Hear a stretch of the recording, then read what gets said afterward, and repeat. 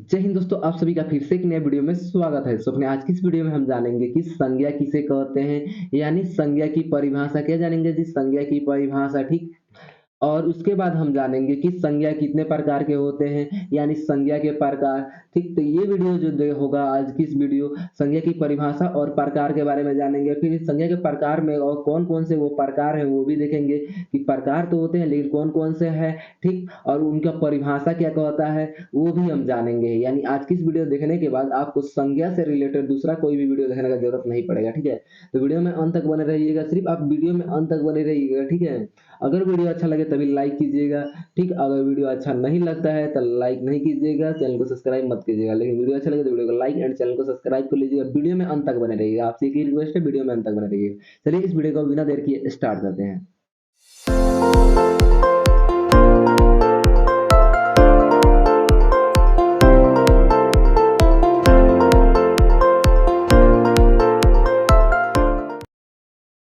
तो दोस्तों हम सबसे पहले जानेंगे कि संज्ञा की परिभाषा। संज्ञा किसे कहते हैं, यानी संज्ञा की क्या जानेंगे जी?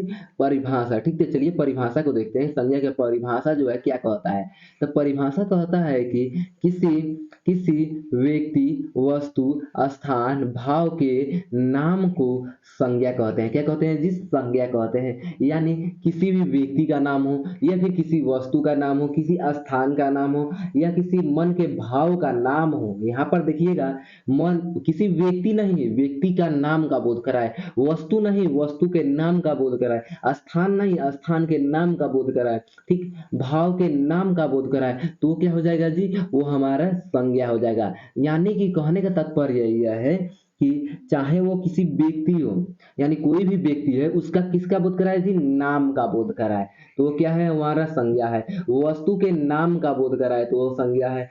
स्थान के नाम का बोध कराए या फिर भाव के नाम का बोध कराए तो क्या है जी? संज्ञा है। यानी संज्ञा क्या है? किसी भी व्यक्ति का नाम हो, नाम सिर्फ समझिए, जहां पर संज्ञा है वहां पर नाम वहां पर आएगा जी। संज्ञा का मतलब क्या है? नाम, ठीक। तो अगर किसी व्यक्ति का नाम हो, वस्तु का नाम हो, स्थान का नाम हो या भाव का नाम हो, वो क्या है जी? वो संज्ञा है। वो क्या है? संज्ञा है।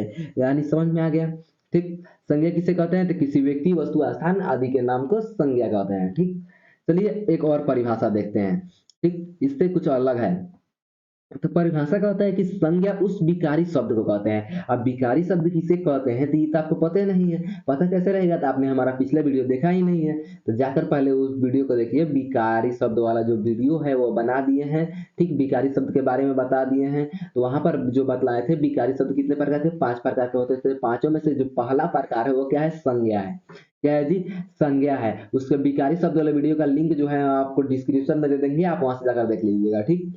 तब कहता है कि संज्ञा उस विकारी शब्द को कहते हैं जिस किसी जिससे, यहाँ पर हो जाएगा संज्ञा उस विकारी शब्द से कहते हैं जिसे, जिससे हो जाएगा, ठीक। किसी विशेष व्यक्ति, वस्तु, भाव आदि के नाम का बोध कराए। क्या इसका बोध कराए? नाम का बोध कराए। परिभाषा दोनों में सिमिलर है, सिर्फ किसमें क्या कर रहा है कि यानी कि किसी भी व्यक्ति का, वस्तु का, भाव का, ठीक, नाम का बोध कराए। क्या करे? नाम का बोध कराए, ठीक। तो वो क्या हो जाएगा? वो हमारे लिए संज्ञा हो जाएगा, ठीक।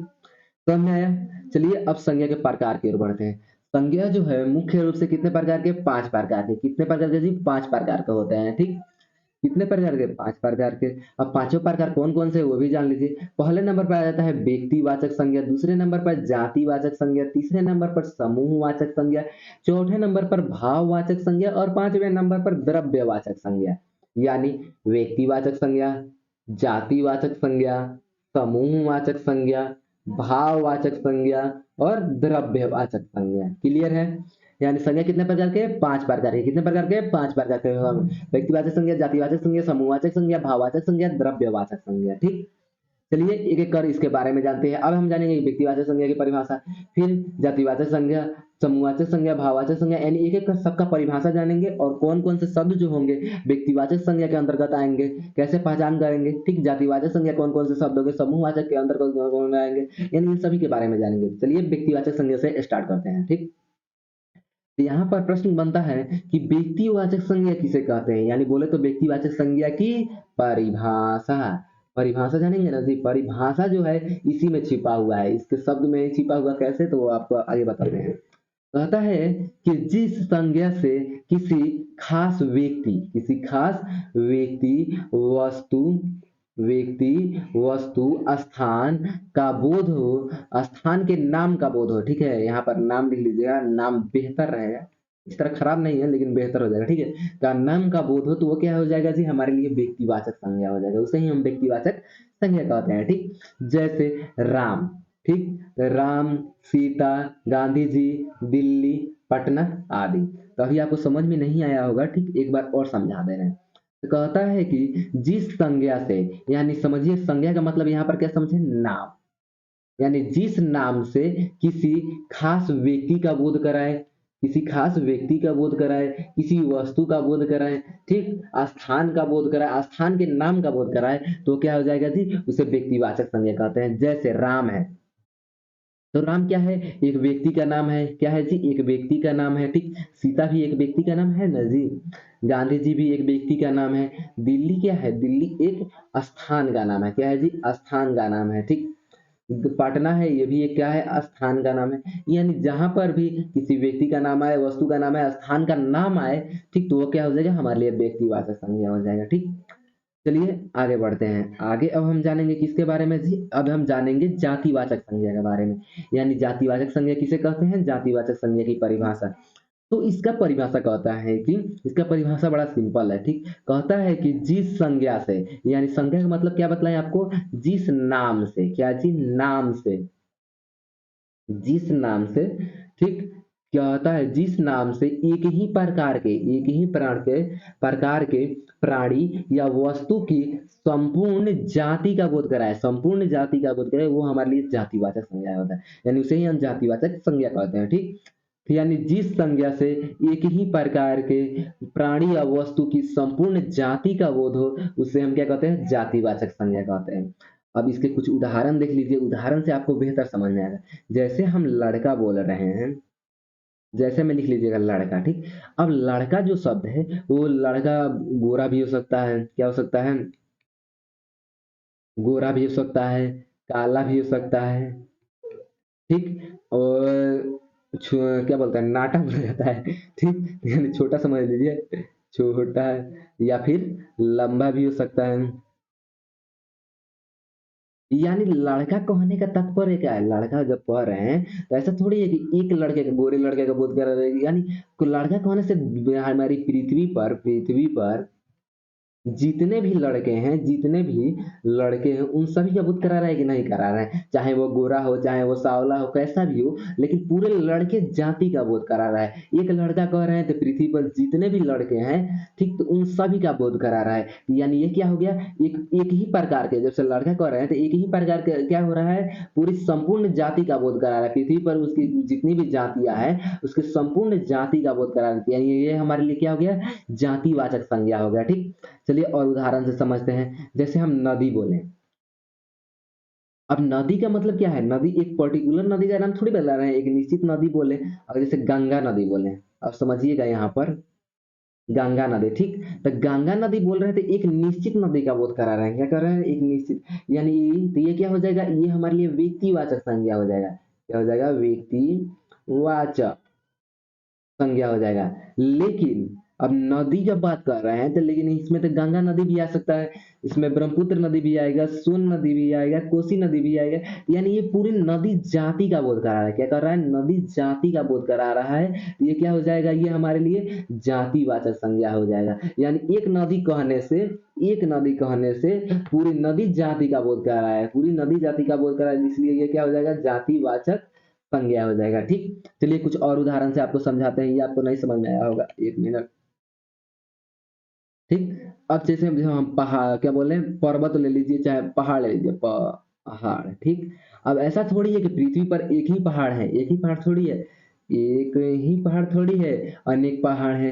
तो अनेक जब पहाड़ हैं, तो अनेक पहाड़ कहने से का तात्पर्य क्या बन रहा है कि पूरी पहाड़, पूरी जो पहाड़ जाती है, जितनी भी पृथ्वी पर, यहाँ पर पृथ्वी लिख रहे हैं बेस्ट है, पृथ्वी पर जितने भी पहाड़ हैं, जितने भी पहाड़ हैं, उन सभी का बोध करा रहा है पहाड़, उन सभी का बोध करा रहा है। एक शब्द कहने से पहाड़, तो पूरी पृथ्वी पे जितने भी पहाड़ हैं, उन सभी का बोध करा रहा है। तो यानी ये क्या कर रहा है, एक ही प्रकार के पहाड़ जाति का क्या कर रहा है, बोध करा रहा है, क्या कर रहा है, बोध करा रहा है, यानी ये क्या हो गया, जातिवाचक संज्ञा हो गया, ठीक।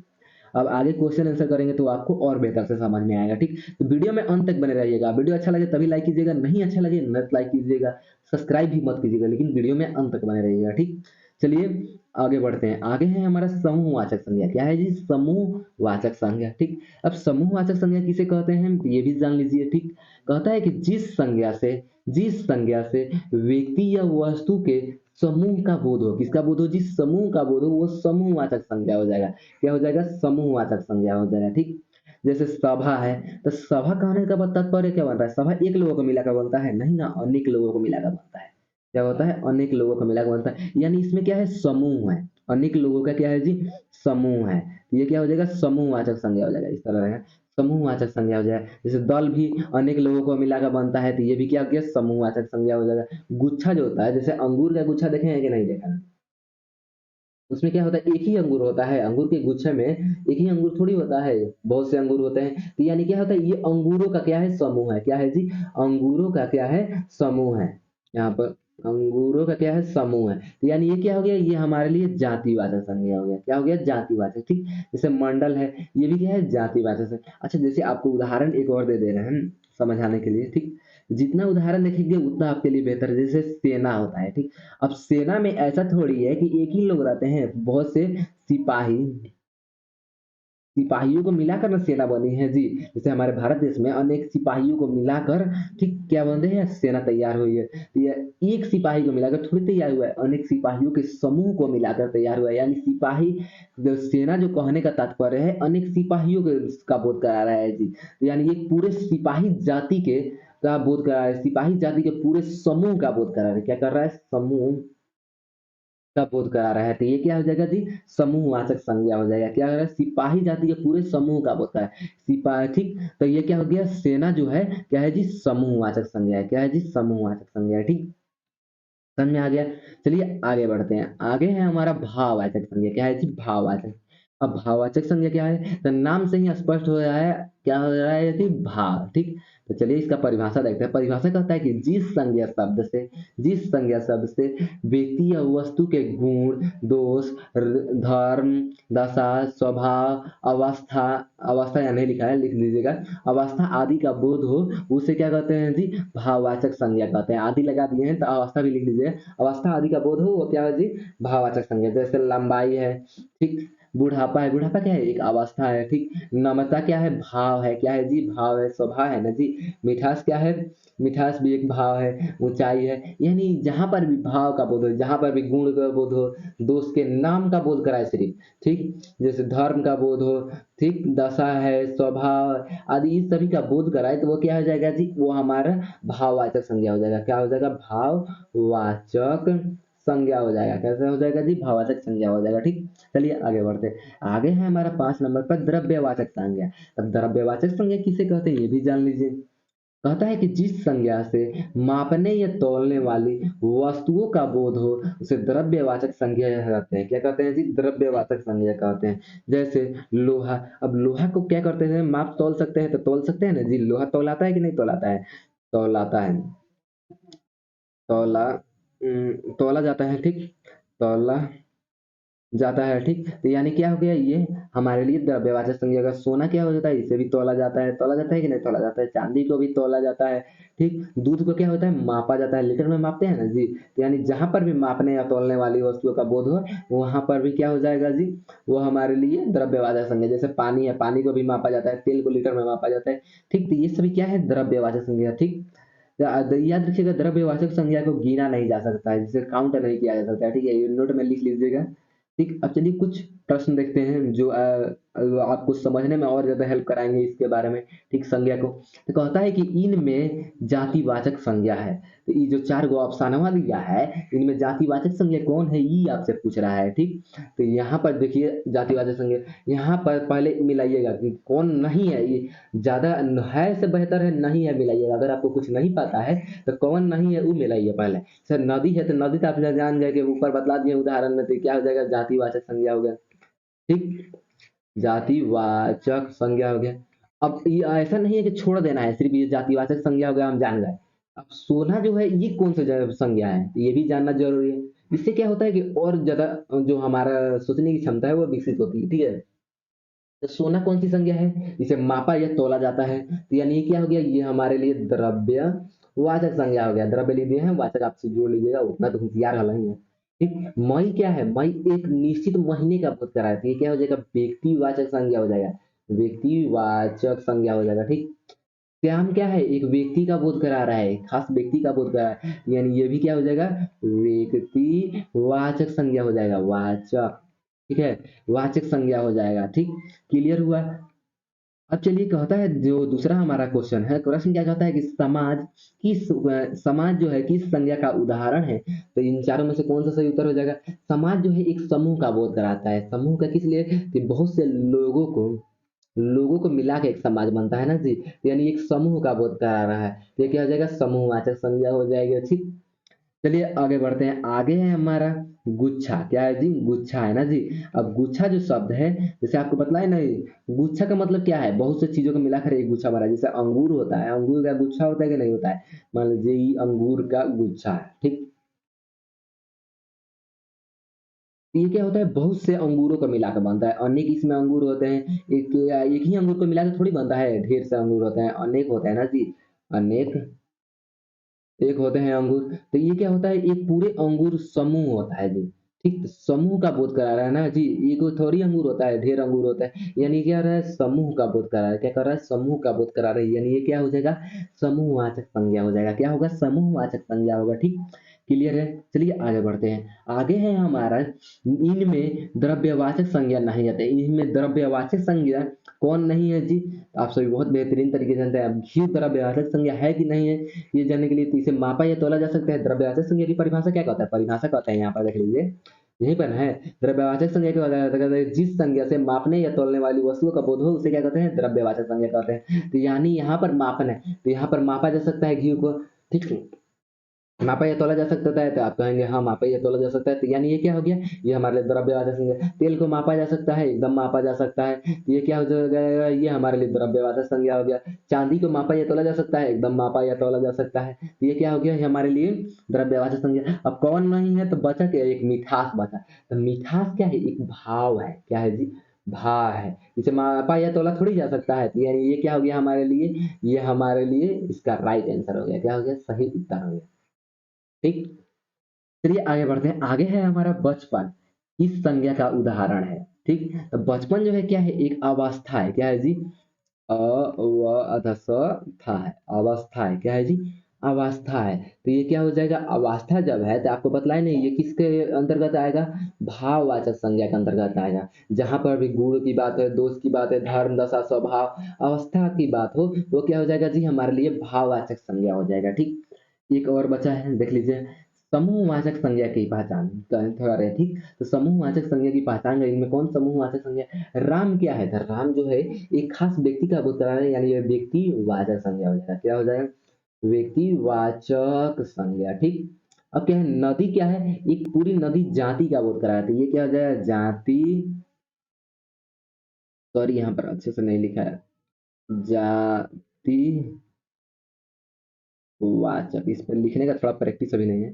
ये क्या हो जाएगा, जातिवाचक संज्ञा हो जाएगा। घी जो है इसे मापा या तोला जा सकता है, तो ये क्या हो जाएगा, ये हो जाएगा द्रव्य वाचक संज्ञा, क्या हो जाएगा, द्रव्यवाचक संज्ञा। लेकिन टीम जो है, टीम क्या होता है, जैसे बोला जाता है क्रिकेट में कितने टीम कौन, भारत में कितने टीम है, तो क्रिकेट में एक टीम होता है ना जी, क्रिकेट के लिए एक टीम बनाई जाती है, जैसे भारतीय टीम है। तो भारतीय टीम में ऐसा थोड़ी कि एक ही लोगों को मिलाकर टीम बना दिया गया है, एक लोगों को मिलाकर नहीं टीम बनाया गया है, उसमें 11 लोग होते हैं क्रिकेट में। तो यानी 11 लोगों को मिलाकर क्या बना है, एक टीम बना है, 11 लोगों के समूह को मिलाकर एक टीम बना है, तो ये क्या हो गया, एक समूह का बोध करा रहा है, किसका बोध करा रहा है, समूह का बोध करा रहा है ना जी।